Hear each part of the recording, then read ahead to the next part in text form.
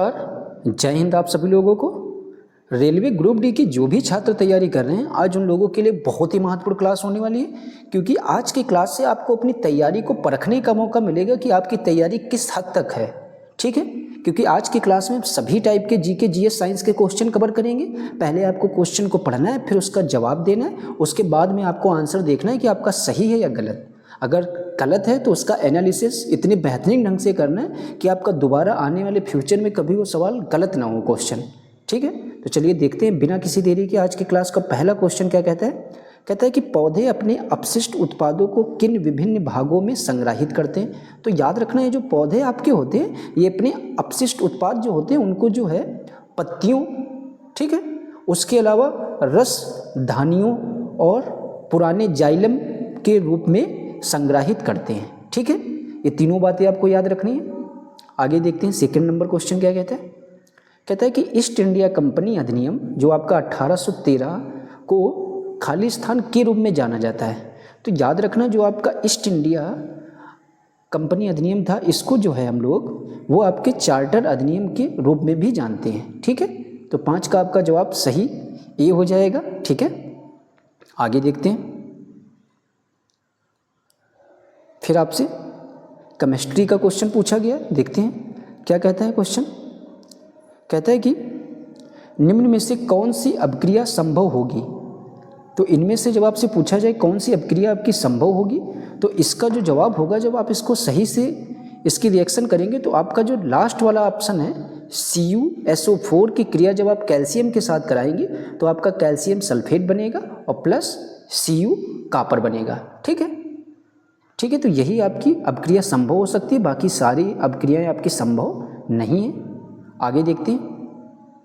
Question number 24 कहता है कौन सा शारीरिक परिवर्तन यौन विकास के चरण का एक हिस्सा नहीं है।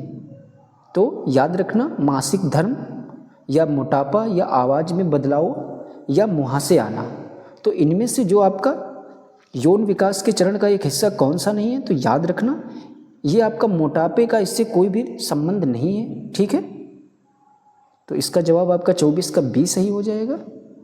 आगे देखते हैं। कहता है कि ये महत्वपूर्ण योजना है। कहता है नामी गंगे कार्यक्रम के लक्ष्यों में से एक कौन सा है इनमें से आपका लक्ष्य। तो याद रखना, जो आपका नामी गंगे कार्यक्रम था या प्रोग्राम था, इसका जो एक लक्ष्य इन चारों में से हो जाएगा वो आपका हो जाएगा ऑप्शन नंबर सी, गंगा नदी को पुनर्जीवित करना। यही आपका नामी गंगे कार्यक्रम का एक लक्ष्य है। तो 27 का आपका जवाब सी बिल्कुल सही हो जाएगा। आगे देखते हैं। क्वेश्चन नंबर 28 क्या कहता है। कहता है कि भारतीय पुरुष क्रिकेट टीम ने अपना 1000वां एक दिवसीय अंतर्राष्ट्रीय मैच किस टीम के खिलाफ खेला था। ऐसे ही क्वेश्चन आपके पेपर में पूछे जाएंगे, तो याद रखना ये जो आपकी भारतीय टीम ने अपना 1000वां अंतर्राष्ट्रीय मैच वेस्ट इंडीज टीम के खिलाफ खेला था। ठीक है, आगे क्वेश्चन कहता है कि ब्लीचिंग पाउडर बनाने में किस गैस का प्रयोग किया जाता है। तो ब्लीचिंग पाउडर जब आपको बनाना होगा तो उसको हम लोग बनाने के लिए क्लोरीन गैस यानी Cl2 का प्रयोग करते हैं। ठीक है, आगे क्वेश्चन आपसे पूछा गया है कि जब कोयले और पेट्रोलियम को अपर्याप्त वायु की उपस्थिति में जलाया जाता है तो कौन सी प्रदूषणकारी हानिकारक गैस उत्पन्न होती है। तो याद रखना, जो आपकी गैस उत्पन्न होती है उसको हम लोग कार्बन मोनोऑक्साइड कहते हैं। ये क्वेश्चन जरूर आप लोग याद रखना, वेरी वेरी इंपॉर्टेंट ये क्वेश्चन होने वाला है आपके एग्जाम के लिए। ठीक है, आगे देखते हैं। 38 नंबर क्वेश्चन आपसे पूछा गया है कि निम्नलिखित में से किस मामले में एक वृत्ताकार कुंडली से संयोजित गैल्वेनोमीटर द्वारा एक धारा दर्ज की जाएगी। कहता है कि पहला, जब किसी चुंबक को कुंडली के पास स्थिर रखा जाता है, या जब चुंबक को कुंडली की ओर ले जाया जाता है। तो लास्ट ऑप्शन कहता है जब किसी चुंबक को कुंडली से दूर ले जाया जाता है। तो याद रखना, इसका जो सही जवाब आपका हो जाएगा वो आपका जब चुंबक को कुंडली की ओर ले लाया जाता है, ये सही है। जब किसी चुंबक को कुंडली से दूर ले जाया जाता है, ये भी सही है। फर्स्ट वाला ऑप्शन आपका सही नहीं है। तो जो है संयोजित गैल्वेनोमीटर द्वारा जो एक धारा दर्ज की जाएगी वो आपकी इन्हीं 2 प्रकार से दर्ज की जाएगी। तो इसीलिए 38 का आपका सेकेंड और थर्ड किस ऑप्शन में, तो आपके फर्स्ट यानी ए जवाब सही हो जाएगा। आगे देखते हैं क्वेश्चन क्या कहते हैं। कहता है किस चरण के दौरान धमनी की दीवारों के खिलाफ रक्त सिस्टोलिक ब्लड प्रेशर लगाया जाता है। तो याद रखना ये जो आपका ब्लड प्रेशर लगाया जाता है तो ये आपसे पूछा गया, तो ये जो है आपका जब वेंट्रिकुलर संकुचन होता है उस टाइम आपका सिस्टोलिक ब्लड प्रेशर लगाया जाता है। कब? वेंट्रिकुलर संकुचन के समय। आगे देखते हैं तो 42 का डी जवाब आपका सही हो जाएगा। कहता है प्रोपेन अणु में 3 कार्बन परमाणु द्वारा सभी हाइड्रोजन परमाणुओं के साथ कुल कितने इलेक्ट्रॉनों की साझेदारी की जाती है? तो याद रखना जो हम लोग साझेदारी करते हैं कुल वो आपके 8 इलेक्ट्रॉनों की करते हैं। ठीक है, वो भी किस तरीके से? तो पहले आप लोग 3 C लेंगे, इसके बाद में इसके साथ में H, इसके साथ में H और इसके साथ में भी H। इसी तरीके से आप इनको नीचे भी जोड़ देंगे H H H और साथ में इधर भी H और इधर भी H। जब आप इनको गिनेंगे, काउंट करेंगे तो आपकी संख्या कितनी हो जाएगी? 8। ठीक है, तो इसका जवाब आप लोगों को हमने अच्छे से एक्सप्लेन कर दिया ताकि भूले ना। फिर कहता है कि पौधों को ऊर्जा की कम आवश्यकता क्यों होती है? तो जो आपके पौधे होते हैं इनको ऊर्जा की कम आवश्यकता इसलिए होती है क्योंकि इसके पीछे का कारण होता है क्योंकि उनमें अत्यधिक मृत कोशिकाएं पाई जाती हैं, इसीलिए इनको ऊर्जा की आवश्यकता आपकी बहुत ही कम होती है। तो 44 का आपका राइट जवाब ए बिल्कुल सही हो जाएगा। 48 नंबर क्वेश्चन कहता है कि 1960 में हस्ताक्षरित सिंधु जल संधि के विनियम के अनुसार भारत सिंधु नदी प्रणाली द्वारा प्रवाहित कुल जल के केवल खालिस्तान भाग का उपयोग कर सकता है। तो याद रखना जो आपके 48 नंबर क्वेश्चन का जवाब हो जाएगा वो आपका 20% भाग का उपयोग कर सकते हैं। आगे कहता है कि रेड सैंडर्स नामक स्थानिक वृक्ष प्रजाति इनमें से किस भारतीय भौतिक विभाजन तक सीमित है? तो याद रखना ये आपके कहाँ तक सीमित है? तो ये आपके पूर्वी घाट तक संबंधित है। ठीक है, पूर्वी घाट तक संबंधित नहीं, सॉरी, पूर्वी घाट तक सीमित है आपका। जो आपका रेड सैंडर्स नामक स्थानिक जो वृक्ष प्रजाति है ये आपके पूर्वी घाट तक ही सीमित है।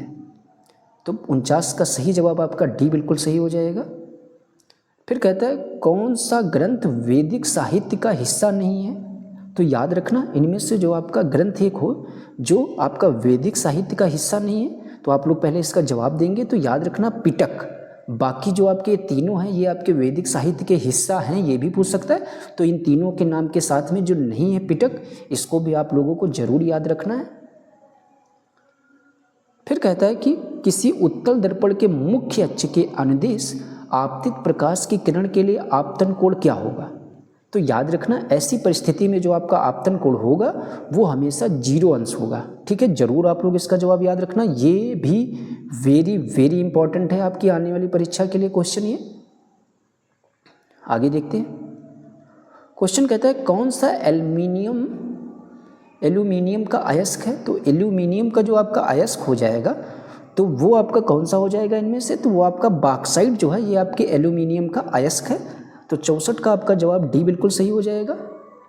आगे क्वेश्चन कहता है तत्वों के रासायनिक गुणों का अध्ययन करने के लिए मेंडलीफ के किन 2 तत्वों से बनने वाली यौगिकों पर ध्यान केंद्रित किया था? तो याद रखना वो आपके तत्व कौन से थे जिन पर उन्होंने ध्यान केंद्रित किया था? तो H और O। ठीक है, तो जरूर इसका जवाब आप लोग याद रखना। 65 का सी जवाब सही हो जाएगा। आगे देखते हैं, क्वेश्चन कहता है कि विद्युत चुम्बकीय प्रेरण की खोज किसने की थी? तो याद रखना जो आपका विद्युत चुम्बकीय प्रेरण होता है इसकी खोज जो है ये आपके माइकल फैराडे ने की थी। तो 51 का आपका जवाब सी बिल्कुल सही हो जाएगा।